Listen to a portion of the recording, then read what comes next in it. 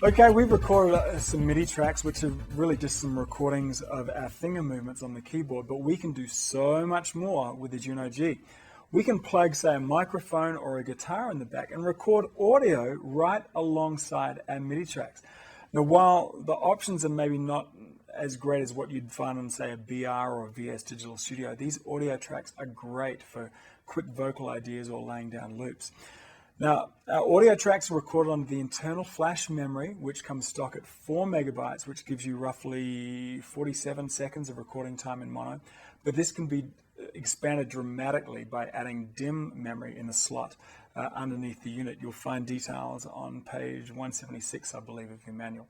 You throw a 512 DIMM chip in there, you'll have 51 minutes of stereo recordings to record into. And if you use a PC card to compact flash adapter, you can get inexpensive compact flash cards up to 1 gigabyte, which gives you just a whole ton of recording time to store there. Now, to show what you can do with just a stock Juno-G, let's go ahead and clear out the internal memory, because a significant portion of memory is used up with the preset samples that are used within the demo. Press Menu, System, General, and Auto Load. Now, the default is to load up the samples that are used in the demos. This is the preset samples here. If you've heard the demo enough, you may want to use that memory for your own stuff instead. So go ahead and set this to off, write it to memory, and then go ahead and cycle the power of the Juno-G off and on.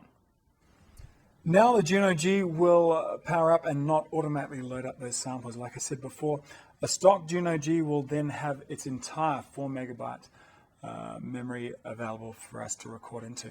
Now, I've gone ahead and plugged a guitar into the rear mono input. Let's go ahead and get started by pressing Shift and moving the audio slider.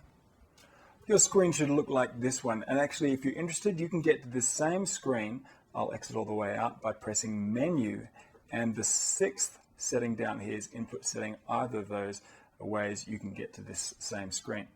Okay, so the first parameter up here decides where you are going to get your input from, either the stereo inputs, just the left input at line level, or the left input at microphone level. I actually find that an unamplified electric guitar, one that you just plug straight in the back there, is probably best suited at microphone level. It'll really depend on the output of your guitar.